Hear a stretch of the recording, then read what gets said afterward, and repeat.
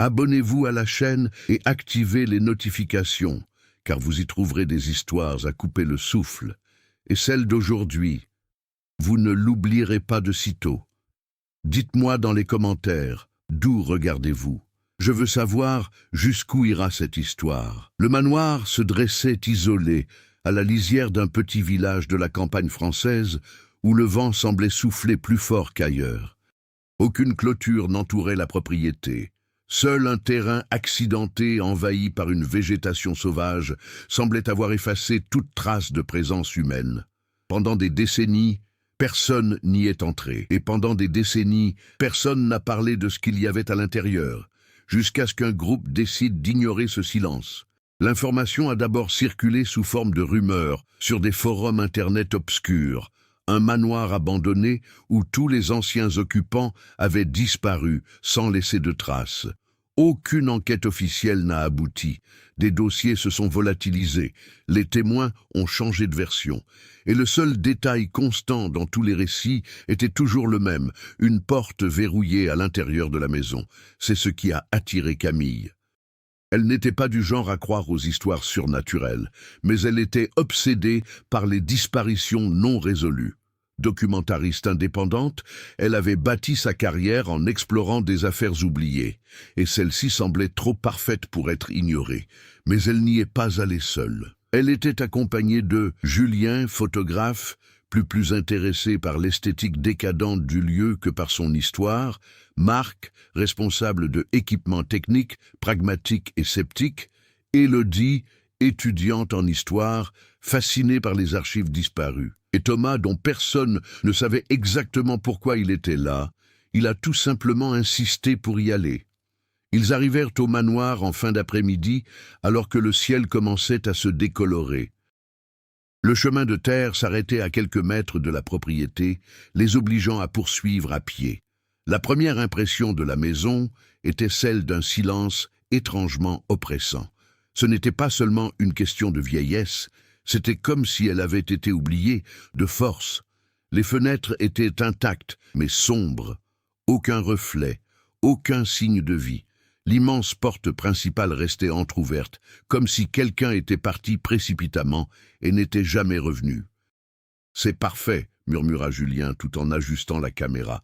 Camille ne répondit pas, elle observait. Cet endroit avait quelque chose qui ne semblait pas abandonné. Cela semblait interrompu. Ils entrèrent à l'intérieur. L'air à l'intérieur du manoir était lourd, imprégné d'une odeur de vieux bois et d'une autre, plus difficile à identifier. Une odeur humide, presque organique. Le plancher grinçait sous les pas, mais contrairement aux attentes, aucune poussière ne s'y était accumulée. C'était comme si le temps s'y était écoulé de façon irrégulière. Marc commença à installer le matériel pendant que Camille explorait le hall principal. De vieux portraits recouvraient les murs, les familles, générations, mais quelque chose clochait. Dans plusieurs tableaux, les visages étaient abîmés, non par le temps, mais par des griffures délibérées, comme si quelqu'un avait tenté d'effacer ces personnes de leur propre histoire. « Cela ne figurait pas dans les archives », dit Élodie en feuilletant ses notes. « Peut-être précisément pour cette raison », répondit Camille, sans quitter des yeux un portrait en particulier. Toute une famille a posé devant le manoir. Tout le monde fixait la caméra. Un enfant de moins. On lui a refusé le droit de regarder à l'intérieur de la maison, à un point situé en dehors de l'image. « Hé !» lança Thomas depuis l'autre bout du couloir. Sa voix ne semblait pas curieuse. Elle semblait tendue. Tout le monde s'est rapproché. Il se tenait devant une porte, contrairement aux autres. Elle n'était ni plus grande, ni plus ornée, mais quelque chose en elle inspirait immédiatement un malaise. Le bois était plus sombre, presque noir, et la serrure semblait avoir été renforcée à plusieurs reprises au fil des ans. De vieilles chaînes étaient enroulées autour de la poignée de porte, et pourtant la porte semblait trop intacte. « C'est ça !» dit Élodie, presque dans un murmure. « La porte est verrouillée. » Camille s'approcha lentement. Elle n'y a pas touché. Il s'est contenté d'observer. Il y avait des marques autour de la serrure, de profondes rayures, comme si quelqu'un avait essayé de l'ouvrir de l'intérieur. « Ça n'a aucun sens, » dit Marc. « Si c'était verrouillé, comment ?» Il s'arrêta. Car à ce moment-là, quelque chose a changé. Le son n'était pas clair, pas le moindre mouvement en vue. Mais tout le monde le ressentait. Un changement se profile à l'horizon, comme si la maison avait perçu leur présence. Julien a baissé la caméra. « L'avez-vous ressenti ?» Personne n'a répondu. Camille s'avança. Et, pour la première fois depuis leur arrivée, elle hésita. Ce n'était pas de la peur, c'était quelque chose de plus précis. Le sentiment que cette porte ne devrait pas être ouverte, pas par eux, et peut-être par personne. Thomas, en revanche, ne semblait pas partager ce doute. Sans dire un mot, il tendit la main vers les chaînes. « Attends, » dit Camille, réagissant enfin. Mais il ne s'est pas arrêté. Le métal grinçait lorsqu'on le touchait, et pendant un très bref instant, tout le monde eut la même impression. Quelque chose de l'autre côté a bougé. Le silence qui suivit fut absolu, lourd, irréversible. Et c'est à ce moment-là que Camille a réalisé. Ils n'étaient pas là pour savoir ce qui s'était passé. Ils étaient là pour continuer. Le manoir n'était pas seulement abandonné, il semblait avoir été préservé de manière sélective, comme si certains espaces étaient restés intacts, tandis que d'autres portaient des traces évidentes d'intervention humaine. Camille décida qu'il n'était pas encore temps d'ouvrir la porte, pas sans mieux comprendre le lieu. « Commençons par tout cartographier », dit-elle en prenant les choses en main sans effort. Chaque pièce, chaque détail. Si quelque chose s'est passé ici, cela a laissé des traces. Marc accepta immédiatement. Pour lui, cela mettait de l'ordre dans le chaos. Julien, en revanche, semblait frustré, jetant sans cesse des coups d'œil à la porte verrouillée, comme s'il manquait quelque chose de plus important. Thomas n'a rien dit. Il s'est tout simplement éloigné. C'est la première fois que le groupe commença à se fragmenter. Ils se séparèrent en paires. Camille est restée avec Élodie. Ils montèrent au 2e étage, où l'air était plus froid et le silence encore plus pesant. Le couloir était long, bordé de portes closes et numérotées, chose inhabituelle pour une maison familiale. « Ça ne ressemble pas à une maison ordinaire », commenta Élodie en passant ses doigts sur l'une des plaques de métal rouillées. « On dirait une maison d'hôpital. » Camille prit note mentalement. « Comme un internat? Un hôpital ?» Élodie hésita. Ou quelque chose qui ne devrait pas être officiellement enregistré. Ils ouvrirent la première porte. Une chambre simple, un lit, une armoire, un bureau. Tout est trop bien rangé pour un endroit abandonné depuis si longtemps. Dans le tiroir, ils ont trouvé un carnet. Les pages étaient remplies de notes répétitives, date, horaire et la même phrase, écrite plusieurs fois. « Ne regarde pas la porte ». Camille fronça les sourcils. Ça devient bizarre beaucoup trop vite. Élodie tourna une autre page, plus de phrases. Cette fois, c'est différent. Ils écoutent. Ne répondez pas. Ne pas ouvrir. Le schéma était clair. Quelqu'un a tenté de résister à quelque chose. Et ça a échoué.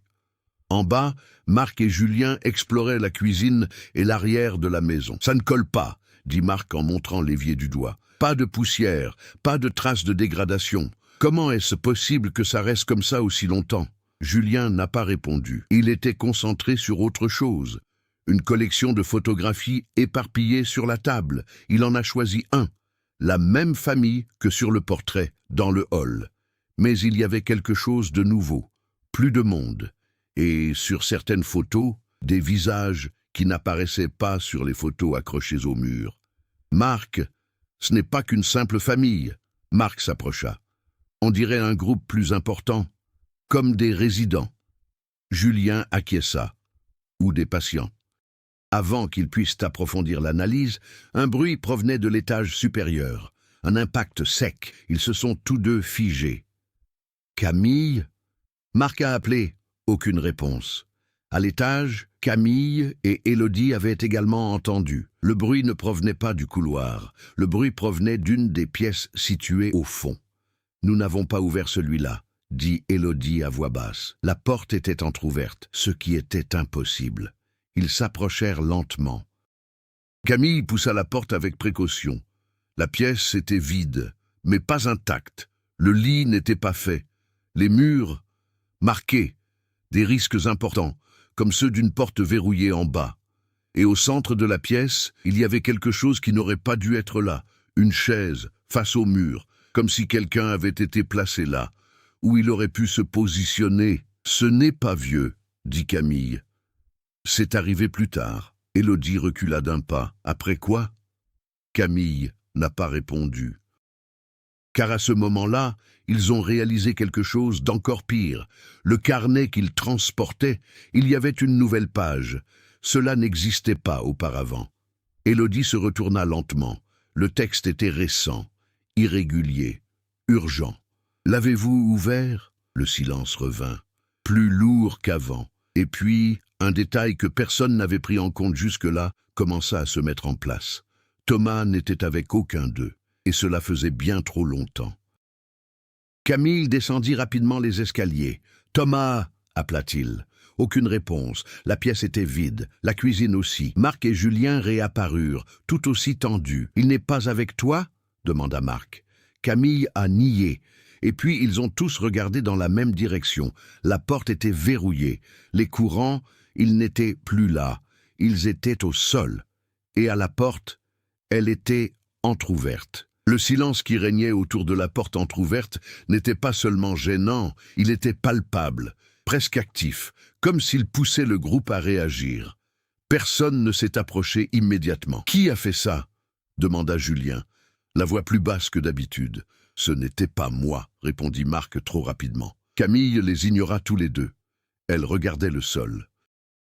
Les chaînes n'étaient pas simplement tombées, elles étaient disposées d'une manière étrange, comme si elles avaient été soigneusement retirées et placées là. Ce n'était pas pressé, c'était l'intention. « Thomas l'a ouvert », dit Élodie, presque dans un murmure. Camille prit une profonde inspiration. Ou quelqu'un l'a ouvert pour lui. Cette possibilité a tout changé. Marc recula d'un pas. « Non, ça suffit, ça a assez duré. On entre, on prend ce qu'on peut utiliser, et on s'en va. »« Et Thomas ?» rétorqua Camille. Marc hésita, et ce léger retard a suffi à Julien pour agir.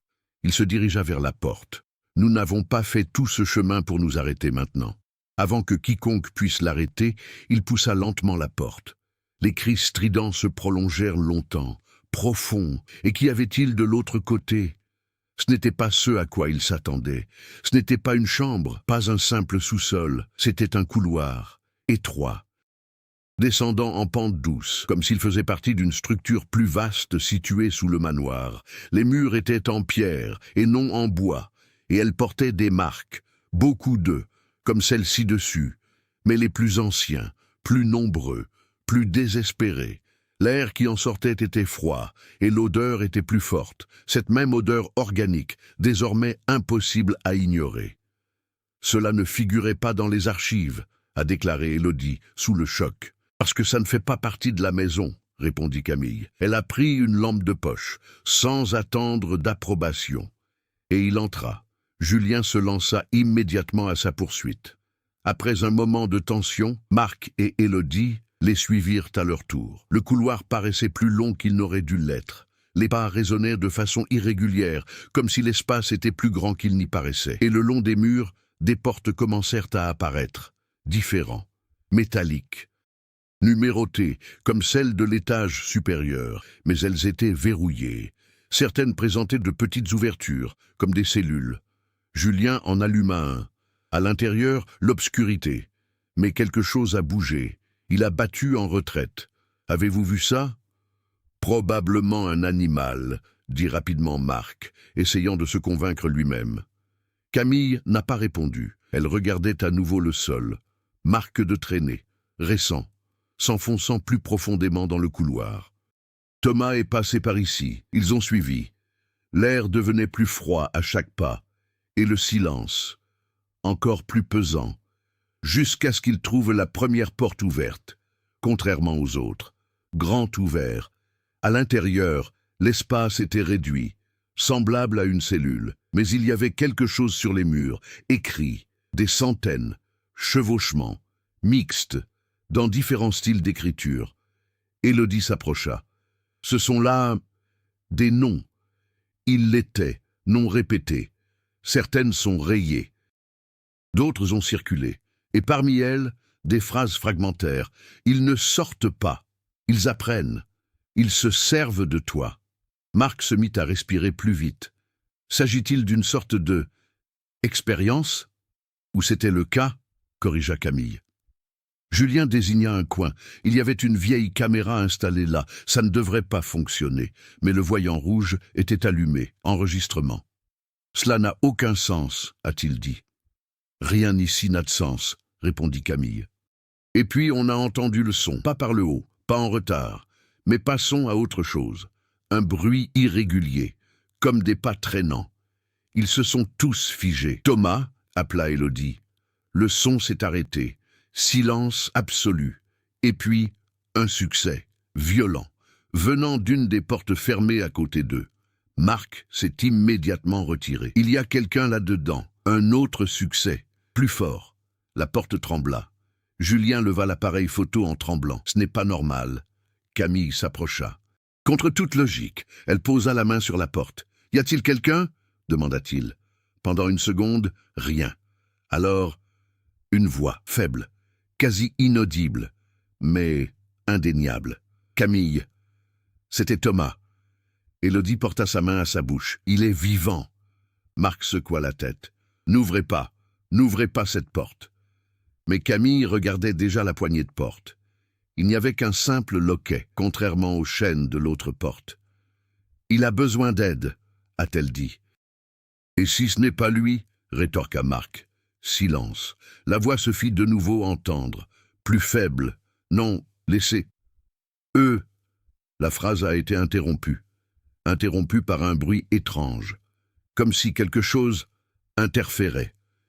Et puis, une deuxième voix, en partant du même endroit, identique, mais sans émotion. Camille. L'air devint lourd, irrespirable. Élodie recula d'un pas. Il y en a plus d'un. Camille n'a pas bougé. Ses yeux étaient fixés sur la porte. Et à ce moment-là, elle a compris quelque chose de fondamental. Il ne s'agissait pas de retrouver Thomas. Il s'agissait de ce qu'il avait trouvé en premier. La poignée de porte tourna légèrement sous sa main. À l'intérieur, Camille n'a pas ouvert la porte, même si la voix de Thomas, ou quelque chose qui y ressemblait, résonnait à l'autre bout du fil, quelque chose en elle a fini par parler plus fort que son impulsion. Instinct. Elle relâcha lentement la poignée de porte. « Non !» dit-elle, presque pour elle-même. Marc laissa échapper un soupir de soulagement. « Merci. » Mais ce soulagement fut de courte durée. « Parce que la porte ?» répondit-il. La poignée de porte tourna plus fort. Une fois, deux. Et puis, ça s'est arrêté. Silence. Comme si quelque chose testait les limites. Julien s'éloigna, visiblement secoué. Il ne s'agit pas seulement d'une arrestation. « Je sais », répondit Camille. Elle recula de quelques pas. « Nous devons partir d'ici, maintenant. » Mais le couloir n'avait plus le même aspect. C'était subtil, quasiment imperceptible. Mais les portes n'étaient pas dans le même ordre. Élodie fut la première à le remarquer. Celui-là n'était pas ouvert auparavant. Elle désigna une porte plus loin, légèrement ouverte. Une faible lumière provenait de l'intérieur. Marc fronça les sourcils. « Non, non, non, non. Ça n'a aucun sens. Ici, rien ne sert à rien, » répondit Julien. Mais cette fois, sans aucun enthousiasme. Camille hésita. Partir semblait la décision évidente, mais il y a quelque chose de particulier dans cette nouvelle ouverture. Ce n'était pas aléatoire, c'était comme si elle était guidée. « Vite !» dit-elle, « juste un coup d'œil, si vous avez le moindre indice. »« Camille !» Marc l'interrompit. « C'est un piège. » Elle n'a pas répondu. J'étais déjà en train de marcher. Le reste du groupe suivit à contre-cœur. La pièce était différente des cellules, plus gros, plus organisé et clairement utilisé. Il y avait des tables avec du vieux matériel, des papiers éparpillés et des dossiers partiellement détruits. Un espace de contrôle, ou par observation. Élodie commença à feuilleter les documents. Ces Français, des années 70, peut-être 80. Marc a analysé l'un des appareils, matériel d'enregistrement, mais modifié. Julien s'est dirigé directement vers un mur recouvert de photos, et ça a gelé. Camille, elle s'approcha, et il vit. Les photos n'étaient pas anciennes. Ou plutôt, certains l'étaient, mais d'autres, ils étaient récents, très récents. Des images d'eux, arrivés au manoir, entrée, exploration des pièces. C'est impossible, dit Élodie en regardant par-dessus son épaule. Nous venons d'arriver. Camille examina l'une des photos de plus près. Il y avait quelque chose d'écrit dans le coin. Un rendez-vous. Le lendemain, Marc commença à battre en retraite.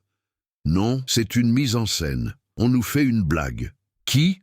Demanda Julien. Et comment ? Personne n'a répondu, parce que la question suivante était pire. Pourquoi ? Entre-temps, Élodie a trouvé un autre ensemble de documents, plus organisés. Rapport. Elle commença à lire à voix basse. Les sujets présentent une résistance initiale. Après une exposition prolongée, ils commencent à reproduire des schémas. Camille se retourna brusquement. Répondre ? Élodie hocha la tête, toujours en train de lire. Cette entité ne crée pas, elle ne fait que copier. Elle apprend par l'observation. Plus elle y est exposée, plus elle devient précise. Le silence s'abattit comme une sentence. Julien regarda au bout du couloir. Cette voix, Marc a ajouté, ce n'était pas Thomas. Camille ferma les yeux un instant. Tout connecté, les visages barrés dans les tableaux, les noms se répètent, les voix ont été dupliquées, il a été remplacé. Ou plutôt, elle est en train d'être, corrigea Élodie. Un bruit interrompit la conversation. Venant de l'intérieur de la pièce, pas depuis le couloir, derrière eux, tout le monde s'est retourné. L'ancien appareil photo qui se trouvait sur la table était désormais connecté à un moniteur. Il était auparavant éteint, l'écran clignotait, chiado. Et puis l'image, granulée, en noir et blanc. On y voyait le couloir, exactement au même endroit qu'avant, mais pas vide. Il y avait quelqu'un. Il se tenait devant la porte d'où ils avaient entendu Thomas. Propriété. J'observe. « Qui est-ce » murmura Julien. La silhouette fit un pas en avant. L'image s'est figée un instant. Et à son retour, tout le monde a compris en même temps. Il était l'un d'eux. Mais il n'était pas là. C'était dehors. Pas d'écran. Elle tourne lentement son visage vers la caméra, souriant, sans émotion. Marc a trébuché en arrière. Nous devons partir maintenant. Camille était d'accord. Cette fois, sans hésitation. Allons-y. Ils retournèrent en courant dans le couloir. Mais quelque chose avait changé. Encore. La sortie. Il n'était plus visible. Le couloir semblait plus long. Les portes, plus nombreuses. Et puis, mesure. Derrière eux, planches, synchronisées. Trop. Julien a tourné le premier. Et il le regretta aussitôt. Il y avait maintenant plus d'une silhouette dans le couloir. Ils marchaient tous dans leur direction, avec des mouvements quasi parfaits, presque humains, presque eux-mêmes. Élodie se mit à pleurer. Ce n'est pas possible. Camille lui a attrapé le bras. Corps, et tandis qu'ils avançaient sans direction précise, une dernière pièce du puzzle s'est mise en place dans l'esprit de Camille. La porte est verrouillée. Il n'a jamais été conçu pour empêcher quoi que ce soit d'entrer. Il a été conçu pour empêcher que cela ne se produise, parti complètement. Et maintenant, il était trop tard. Il courait sans but. Le couloir semblait s'étirer à chaque pas, comme si la structure elle-même réagissait à leur tentative d'évasion. Les lampes torches tremblaient dans leurs mains, déchirant l'obscurité en faisceaux instables qui révélaient des portes, des inscriptions, et parfois des mouvements. Derrière eux, les pas continuaient, toujours à la même vitesse, pas de précipitation, impeccable, comme s'ils savaient qu'il n'y avait nulle part où s'échapper. « Par ici !» cria Marc en tournant brusquement à gauche et en s'engageant dans une partie plus étroite du couloir. Camille entraîna Élodie avec elle. Julien suivait de près, la respiration irrégulière. Mais quelque chose clochait. Le bruit des pas s'était estompé, non pas parce qu'ils avaient pris du retard, mais parce que ils s'étaient arrêtés. Le silence qui suivit fut encore pire, bien pire. « Pourquoi se sont-ils arrêtés » murmura Élodie. Personne n'a répondu, car pour la première fois depuis le début, Camille réalisa quelque chose de différent. Ils n'étaient plus persécutés. On les emmenait. Le couloir qui s'étendait devant nous aboutissait à une porte unique, contrairement à tous les autres. Aucun numéro, aucune fissure visible, du bois foncé, tout simplement semblable à la porte d'origine à l'étage. Marc secoua immédiatement la tête. « Non, non, nous n'irons pas là-bas. » Julien se retourna. Le couloir était vide, mais pas sans danger. Nous n'avons pas le choix. Camille savait qu'il avait raison, et pour la première fois, elle n'éprouva aucune hésitation. Il ressentait l'inévitabilité. Elle avança, et il poussa la porte. Cette fois, il n'y eut aucune résistance. L'espace au-delà était immense, bien plus que ce que toute structure souterraine devrait permettre. Une pièce centrale, presque circulaire, avec des murs recouverts de miroirs anciens, hauts, colorés, reflétant des versions déformées de ceux qui y sont entrés. Au centre, une chaise solitaire, face à l'un des miroirs, la même disposition que la chambre à l'étage. Mais là, ça avait du sens, ou du moins cela avait un sens troublant. « C'est là que ça se passe », dit Élodie, la voix brisée. Marc fit lentement le tour. « Ceci est une expérience, un processus. » Julien leva la caméra, mais il a hésité avant d'enregistrer. Pour la première fois. « Camille, regarde ça !» Elle s'approcha d'un des miroirs, et il vit.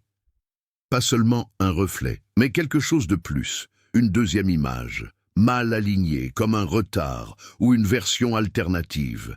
Elle a bougé la main, le reflet imité, mais l'autre image, ça a pris du temps. Et puis, il a fait quelque chose de différent. Il sourit. Camille recula aussitôt. Ne le regardez pas directement. Trop tard. Élodie fixait déjà un autre miroir. Paralysée. Je vois, elle n'a pas terminé. Son corps se raidit. Marc courut vers elle. Élodie! Non! Elle cligna des yeux. Et il tomba à genoux, haletant. Il y a autre chose. Julien a quand même commencé à filmer. Voilà la preuve. Voilà qui explique tout.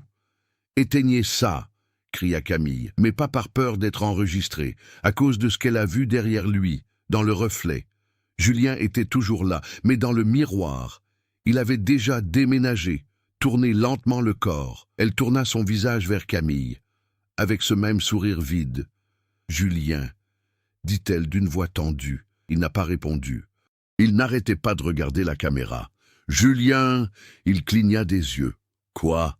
Camille n'a pas répondu, car à ce moment-là, l'écran de la caméra s'est allumé tout seul. Affichage de l'enregistrement en temps réel. Mais la scène n'était plus la même, pas de visière.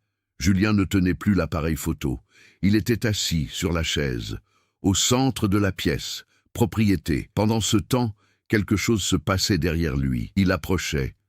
Une forme indistincte, trop haut. C'est complètement faux. Marc l'a vu aussi. Éteignez ça. Maintenant, Julien a essayé. Mais la caméra ne répondait pas. Le sifflement s'intensifia. L'image s'est déformée. Et puis, il s'est verrouillé. Elle se figea au moment où la chose toucha son épaule. En réalité, Julien a pris du recul. « Je ne suis pas là-bas. Je suis ici. »« Tenu », murmura Camille. Et c'est à ce moment précis que tout s'est mis en place. Ce n'était pas un remplacement immédiat. C'était un processus. Observation. Imitation. Et puis, remplacement. Elle se tourna vers les autres. « Nous avons déjà commencé. » Silence. Marc secoua la tête. « Non, non, pas ça. Ces photos, » poursuivit Camille. « Les dates, l'écran, les voix. Ce n'est pas une question de qui est entré. » Elle prit une profonde inspiration. Et il a ajouté « Il s'agit de ceux qui ne sont pas encore partis. » Le sol semblait plus instable, ou peut-être était-ce simplement leur perception qui avait changé. Élodie se leva lentement. « Alors, lequel d'entre nous ?» Personne n'a répondu, parce que la réponse était impossible. Et le pire, ce n'était pas de ne pas savoir, c'était en réalisant que peut-être il était déjà trop tard pour importer. Derrière eux, un des miroirs s'est fissuré, sans raison apparente. Le son résonna dans la pièce, et sur les surfaces brisées, les reflets se multipliaient, déformés, chevauchements, faux. Et dans chaque fragment, il y avait autre chose, quelque chose qui n'avait rien à faire là. J'observe. Apprentissage. En attendant. Le bruit du miroir qui se brisait ne s'est pas complètement arrêté.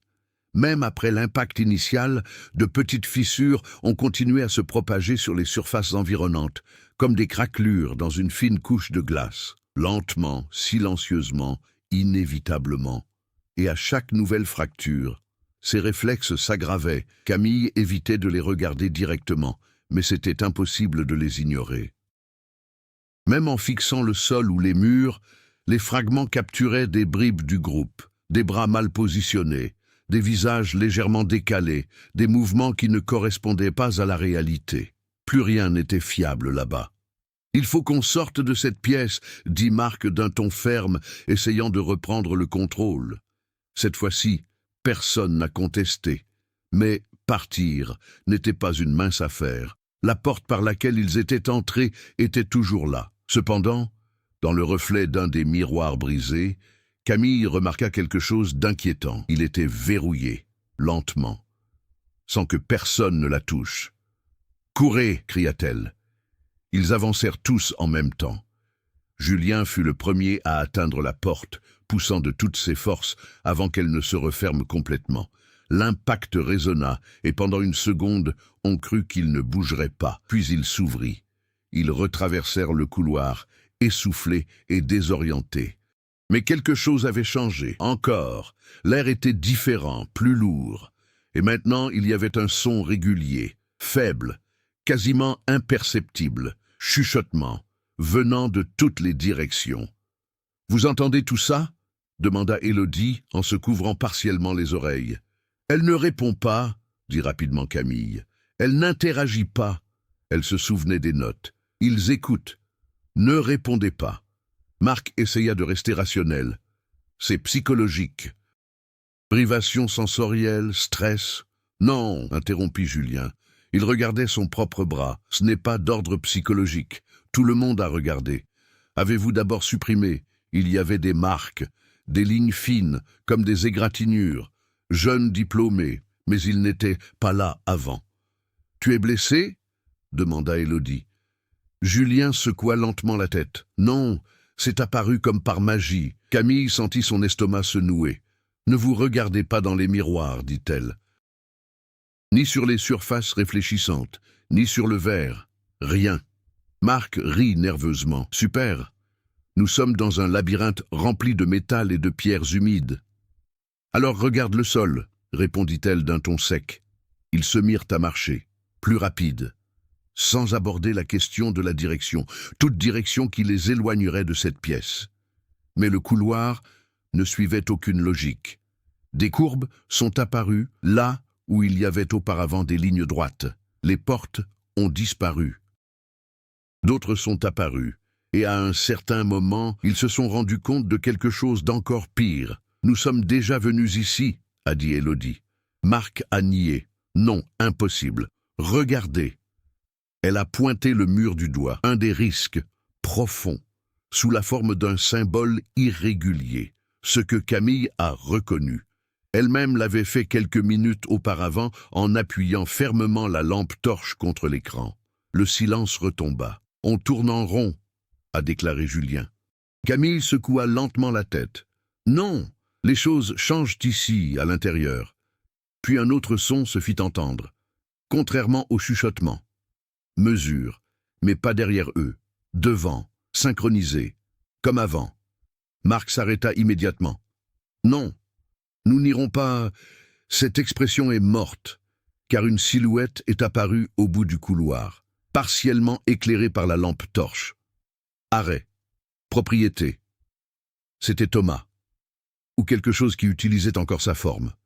« Thomas !» dit Élodie instinctivement en faisant un pas en avant. « Non !» cria Camille. Trop tard. La silhouette leva lentement la tête.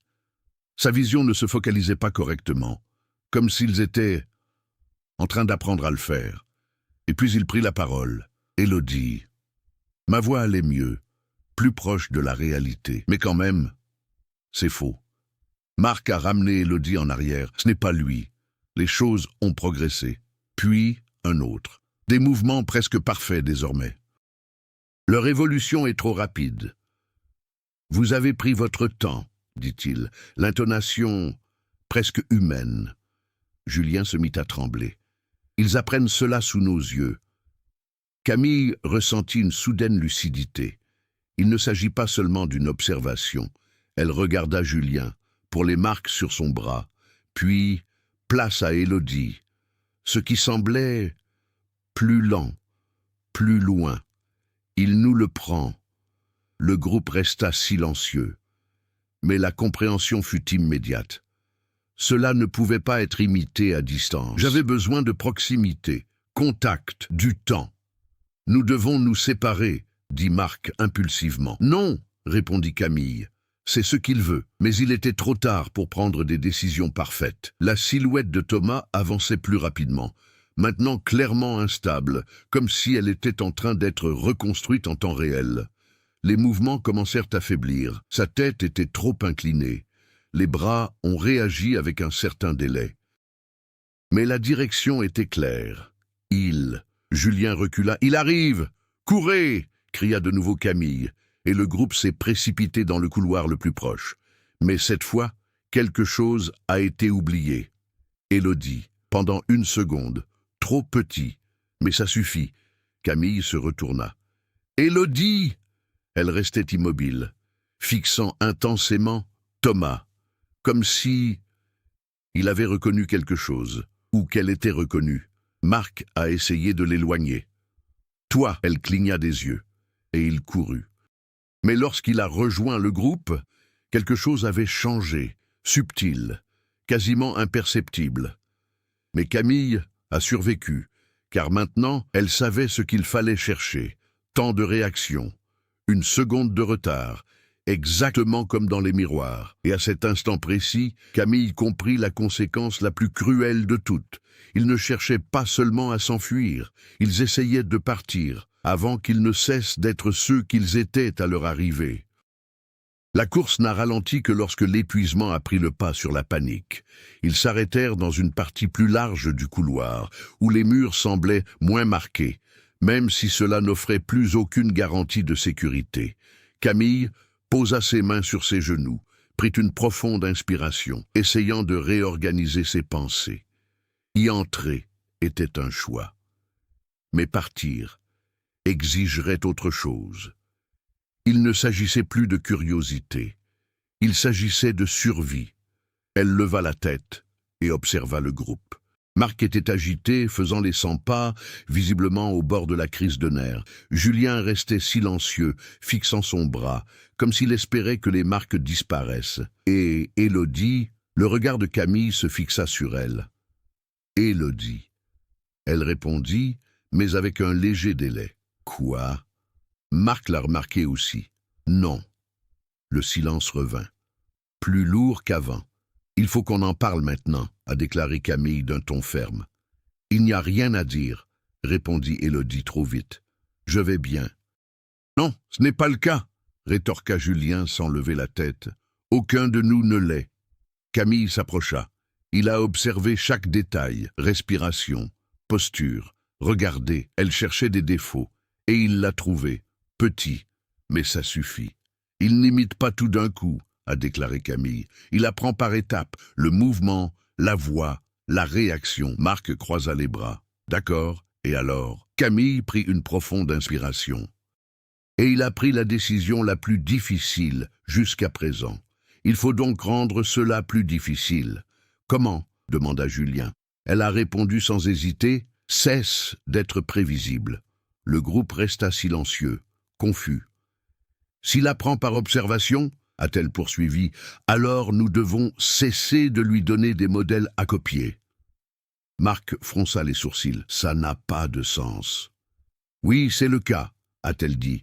Nous marchons ensemble, nous réagissons ensemble, nous parlons de la même manière, cela facilite les choses. Julien commença à comprendre. Voulez-vous rompre ce comportement? Camille acquiesça. Mouvements aléatoires, absence de schéma, changement brusque, absence de réponse automatique. Elle regarda Élodie. Et surtout, remettez tout en question. Élodie soutint son regard. Pendant une seconde, c'était trop long. Tu penses que je ne suis pas moi-même? Camille n'a pas répondu immédiatement.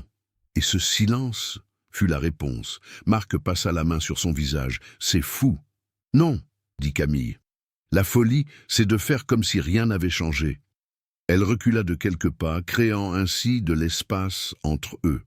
Désormais, plus personne ne fait confiance à personne à 100%.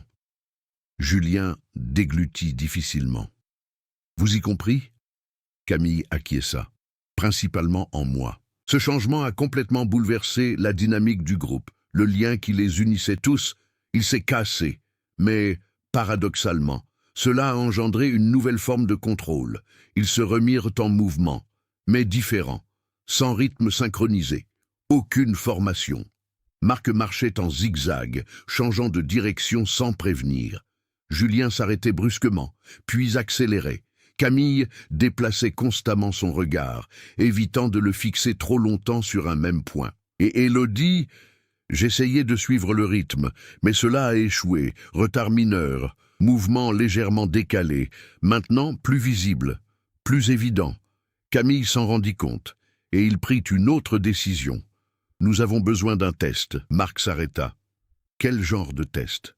Camille regarda Élodie droit dans les yeux. Mémoire. Élodie s'est figée. Quoi? Des choses qu'il ne pourrait pas copier simplement en observant maintenant. Julien acquiesça. Comme quelque chose du passé. Marc croisa les bras. Cela pourrait fonctionner. Élodie hésita. C'est ridicule. Quel était le nom du professeur que tu détestais le plus à l'école? Demanda Camille sans détour. Élodie cligna des yeux. Une fois. Deux. Je ne me souviens pas. Oui, je me souviens, dit Camille. Tu en as parlé dans la voiture. Silence. Marc commença à reculer lentement. Julien ne pouvait détacher son regard d'elle. Quel était son nom? Insista Camille. Élodie ouvrit la bouche, et puis il sourit. Ce n'était pas son sourire, c'était subtil. Mais c'est faux. Cela n'a pas d'importance, a-t-il répondu. L'air semblait se figer. Camille recula d'un pas. Oui, c'est important. Encore une seconde de silence. Et puis, tout a basculé. Élodie pencha la tête. De manière contre nature. Vous le savez déjà. La voix était parfaite maintenant. Impeccable. Pas de retard. Marc se mit à trembler. Non. Julien recula d'un pas. Camille. Mais Camille ne bougea pas, parce qu'elle s'y attendait déjà. C'était quand? Demanda-t-il. La chose qui se trouvait devant eux répondit sans hésitation dans le miroir. Ça a été un véritable coup de massue. Ce n'était pas dans le couloir. Pas maintenant. C'était plus tôt, longtemps avant. Peut-être dès l'instant où leurs regards se sont croisés pour la première fois. Et Élodie? Demanda Julien, la voix tremblante. Silence. La chose simplement observée. Apprentissage, en amélioration. Et il a répondu, il est toujours là. Mais il n'a pas expliqué comment, même pas où. Marc a perdu le contrôle. Nous devons partir, maintenant, sans elle. Camille ferma les yeux un instant, prendre la décision finale. Quand il a rouvert, elle aussi avait quelque chose de différent. Pas la peur, mais l'adaptation. Non, dit-elle, nous ne fuyions plus. Les autres regardaient, surpris. Nous en tirons aussi des leçons. Silence. Si elle nous imite, a-t-elle poursuivi, alors elle a aussi des limites. La proximité, l'exposition, elle désigna l'objet du doigt. Et maintenant, nous utilisons cela contre lui. Pour la première fois depuis le début, le groupe ne se contentait plus de réagir. Je réfléchissais. Changement, en évolution. Mais le prix de cela, c'était clair. Pour survivre dans cet endroit, il leur faudrait devenir suffisamment imprévisible pour déjouer quelque chose qui a parfaitement appris. Ou assez rapidement. Ils n'ont donc pas besoin d'être remplacés avant cette date. Et en regardant ce qui était autrefois Élodie, c'était évident. Ils étaient déjà en retard. Le groupe n'était plus en activité. Désormais, chaque étape était calculée, irrégulier, imprévisible. Comme Camille à Impone, le couloir restait changeant, mais leur façon d'interagir avec lui avait évolué. Ils ne cherchaient plus à comprendre l'espace, mais seulement à réagir de manière à rendre difficile l'établissement de tout schéma. Et pourtant, l'endroit semblait s'adapter, plus rapide. Les lumières des lanternes commencèrent à vaciller, pas tous en même temps, mais de façon intermittente, comme si quelque chose testait les limites de leur visibilité. « Ça empire !» dit Marc en secouant sa lampe torche. « Il accélère !» répondit Camille. « Plus on résiste, plus il force. » Julien se retourna. Ce qui était autrefois Élodie ne les suivait plus directement. Mais il n'avait pas disparu non plus. Parfois, il apparaissait au loin. Arrêt, j'observe. Pas de précipitation. Comme si elle savait que le temps jouait en sa faveur. On ne peut pas continuer à fuir, a déclaré Julien. Ce n'est pas fini. Camille était d'accord. Ça ne finit jamais. Elle s'est arrêtée. Pour la première fois depuis la décision d'aller de l'avant. Marc a failli la percuter. Qu'est-ce que c'est maintenant? Camille se retourna lentement. La solution n'est pas physique. Silence. Que veux-tu dire? Demanda Marc. Elle a désigné les murs pour les portes, pour le coureur lui-même. Tout cela réagit à nous. Cela change en fonction de nos actions, de nos pensées, de ce que nous montrons.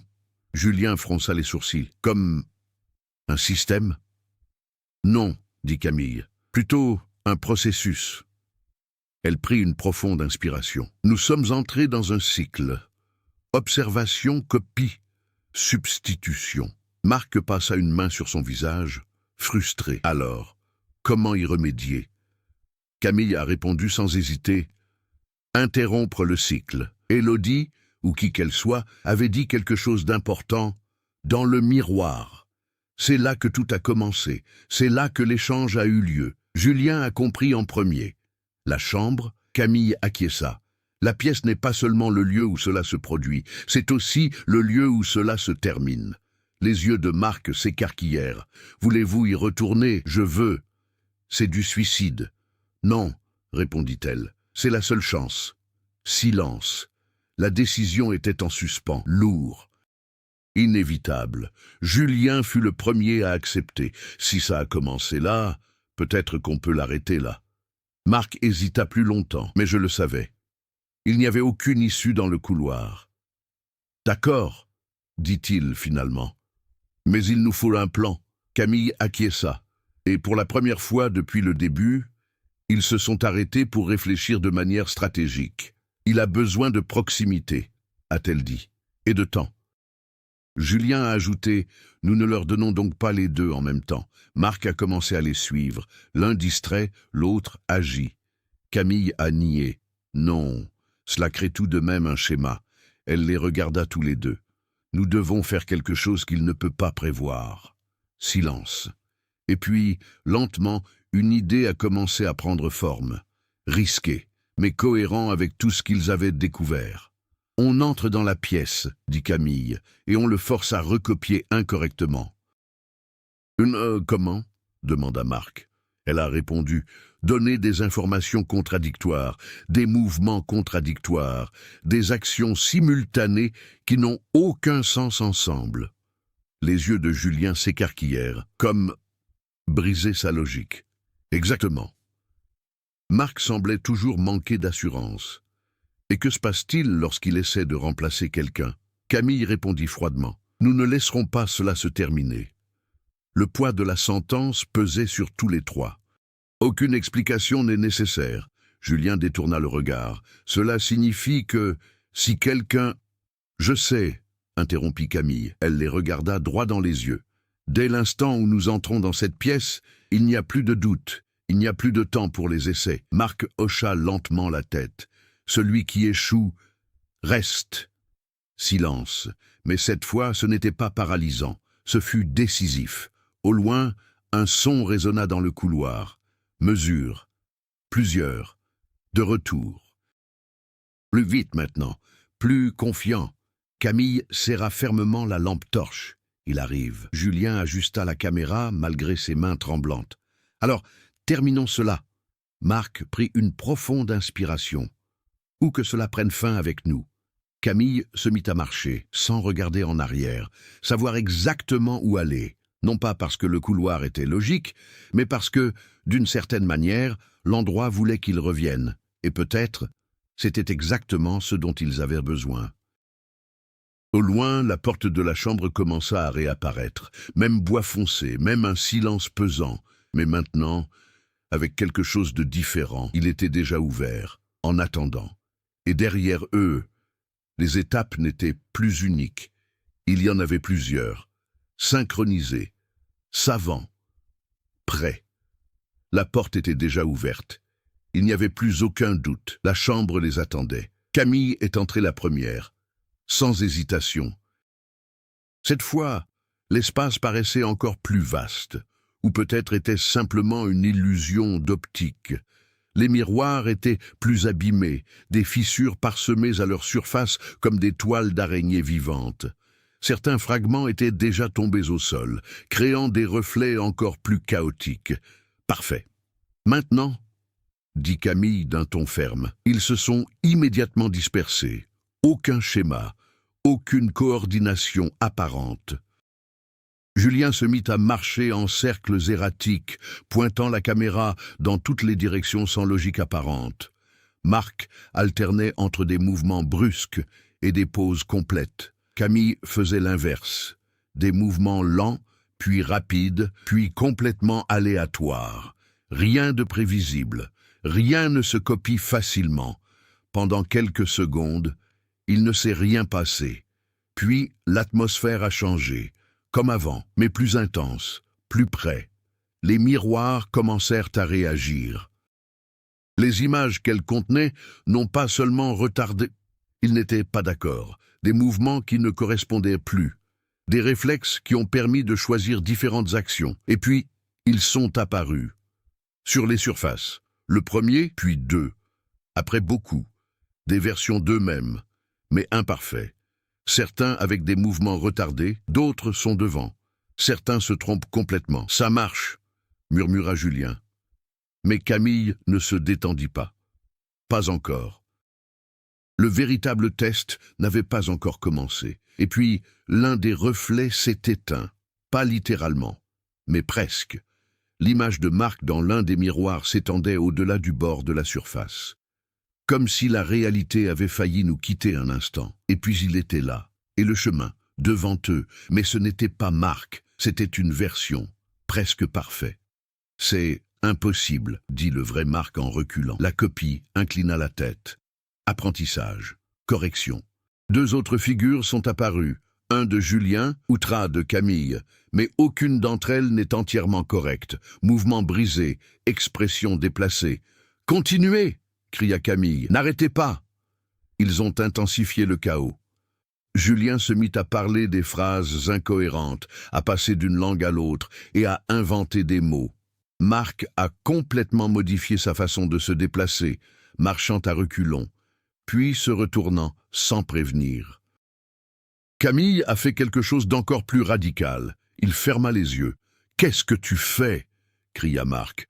Sans parler de la référence visuelle, cela a tout affecté. Ses réflexes commencèrent à faiblir violemment. Aucune information claire, aucun schéma observable. L'exemplaire de Camille tremblait. Distorsion. Mais il n'a pas disparu. Elle apprenait, néanmoins. « Ce n'est pas suffisant, » dit Julien désespérément. Et puis le pire est arrivé. La copie d'Élodie entra dans la pièce. Mais cette fois, parfait. Mouvement précis, un regard fixe, impeccable. « Vous avez pris votre temps, » dit-elle. Maintenant, sans aucune distorsion, Marc s'est figé. « Non !» Camille comprit immédiatement. Elle avait plus de temps, plus de visibilité. Apprentissage continu. C'était la version la plus complète, et ça a tout changé. La copie a progressé, rapide, directe, je n'observe plus. Passer à l'action. Julien tenta de battre en retraite, mais son propre double apparut derrière lui, lui barrant le passage. Marc était entouré de sa propre version imparfaite, et Camille, il se retrouva face à face avec Élodie. « Cela s'arrête ici », a déclaré Camille. L'entité inclina légèrement la tête. « C'est terminé. » Puis il s'avança, trop rapide. Camille l'a évité de justesse, mais a ressenti l'impact sur son épaule. Froid, faux, comme si quelque chose avait essayé de le transpercer. « Ne le laissez pas vous toucher !» cria-t-elle. Mais Julien n'a pas eu cette chance. Son double l'a attrapé par derrière, pendant 1 seconde. Court, mais ça suffit. Quand il s'est libéré, il était déjà différent. Respiration retardée, un regard vide pendant un instant. « Julien !» cria Marc. « Je vais bien !» a-t-il répondu. Mais Camille a survécu, et je le savais. Non, ce n'est pas le cas. Le chaos s'intensifia. Il ne s'agissait plus seulement de semer la confusion. Il s'agissait de survivre quelques secondes de plus. Camille retourna au centre de la pièce, la chaise. Elle se regarda dans les miroirs, pour les copies, pour les fragments. Et puis, avez-vous compris? Il ne s'agissait pas d'empêcher la copie. Il s'agissait d'interrompre le processus, au point critique. Elle se tourna vers Marc. La chaise, il a compris. Es-tu sûr? C'est le seul point fixe. N'ayant plus le temps de discuter, Camille s'assit, immédiatement. Pas au centre. Face au plus grand miroir, tout s'est arrêté, pendant 1 seconde, tout simplement. C'est comme si le système avait redémarré. L'entité, qui utilise désormais Élodie, a gelé. J'observe. Apprentissage. Traitement. Camille regarda droit dans le miroir. Pour la première fois, sans l'éviter, et il a dit « Alors venez ». Le réflexe n'a pas réagi, mais l'image derrière lui. Essayez. La forme déformée. Trop haut. C'est complètement faux. L'original. Elle commença à émerger. Pas en tant qu'origine. Et à ce moment-là, Camille fit la seule chose à laquelle personne ne s'attendait. Elle n'a pas bougé, il n'a pas réagi. Cela n'a pas établi de nouvelles normes. Elle a complètement brisé le cycle. Entrée gratuite, aucune réponse. Aucun apprentissage. L'entité hésita pour la première fois, et cela suffisait. Marc s'avança, avec tout, et cela a détruit le miroir central. L'impact résonna comme une explosion. Lumière, couture, et puis silence total. Les copies ont disparu, les murs ont cessé de bouger, l'air est redevenu normal, ou aussi proche que possible de cela. Camille est tombée de sa chaise, à bout de souffle. Marc s'approcha. Il a fini.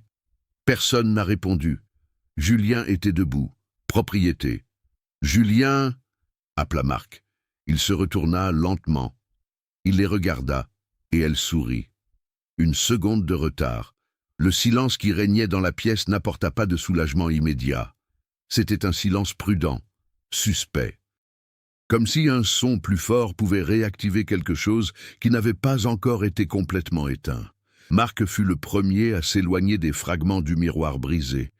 Ses pas étaient lents et mesurés, évitant de regarder directement la moindre surface réfléchissante restante. « Nous devons partir », dit-il d'une voix rauque.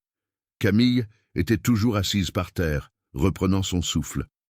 L'impact de sa décision, être assise sur cette chaise face à elle, se faisait encore sentir dans tout son corps. Mais quelque chose avait changé. Le poids dans l'air avait diminué. « Maintenant, je peux », répondit-elle en se levant avec effort.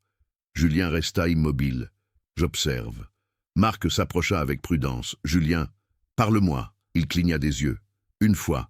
Et il a répondu « Je suis là ». Mais Camille l'a remarqué. Le délai fut plus court, quasiment imperceptible, presque parfait. « Nous n'avons pas le temps de faire des tests », a-t-elle déclaré. « Nous partons maintenant ».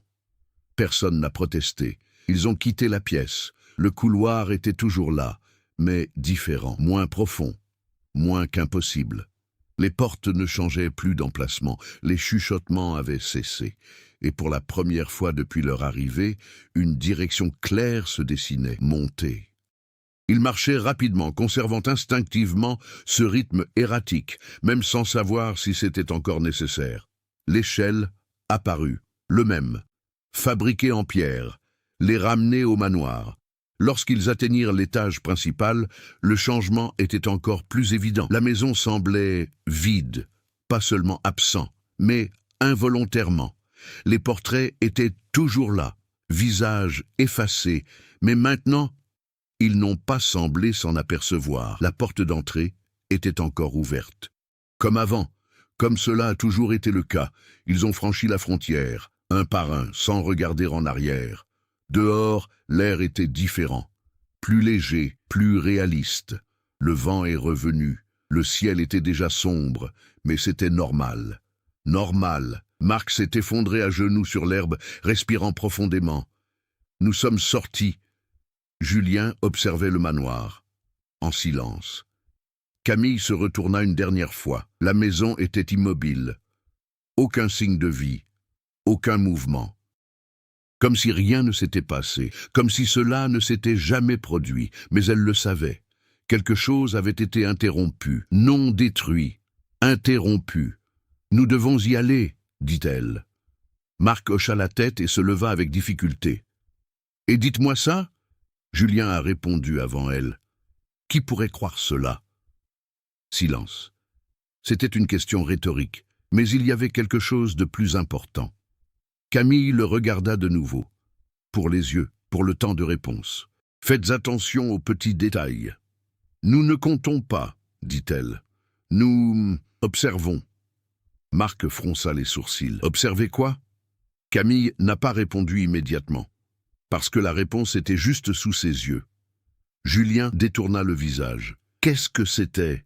Elle soutint son regard. Encore une seconde. Un autre test. Rien, mais ce n'était pas vrai. Car à ce moment précis, elle prit conscience de la conséquence ultime la plus cruelle de toutes. Il s'était échappé du manoir. Mais il n'avait aucune garantie.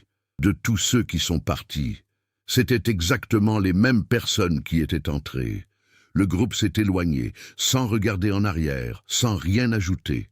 Et le manoir resta là, silencieux, en attendant, comme toujours. 3 semaines plus tard, l'enregistrement de Julien est apparu en ligne, sans explication. Auteur non confirmé. La vidéo ne montrait que des fragments décousus du manoir, des couloirs, des portes, des ombres, et pendant un instant presque imperceptible, la galerie des glaces. L'écran s'est figé, et puis Camille est apparue, assise sur la chaise, regardant droit dans l'objectif. Mais ce n'était pas ce qui était frappant, c'était le reflet derrière elle, ou une autre version souriait d'abord. La vidéo s'est terminée brusquement. Dans les commentaires, nombreux sont ceux qui ont affirmé qu'il s'agissait d'un canular, d'autres, le marketing. Mais quelques-uns ont remarqué quelque chose de différent. Il y a un problème, principalement, pas définitif. Au moment où Camille cligna des yeux, et le réflexe a mis une seconde à se manifester. Et vous, auriez-vous remarqué à temps? Si vous étiez dans ce manoir, seriez-vous capable de déterminer le moment précis où quelque chose a cessé d'être humain, ou feriez-vous trop confiance à vos propres yeux? Des histoires comme celle-ci nous amènent à nous interroger sur la réalité, la perception, et sur la mesure dans laquelle nous pouvons faire confiance aux personnes qui nous entourent. Maintenant, dites-moi, à quel moment pensez-vous que la première substitution a réellement eu lieu? Pensez-vous que quelqu'un s'en soit sorti complètement indemne? Ou bien tout cela faisait-il déjà partie de quelque chose de plus vaste, en attente de nouveaux visiteurs? Partagez votre théorie, car parfois, les choses les plus effrayantes ne sont pas celles que l'on voit.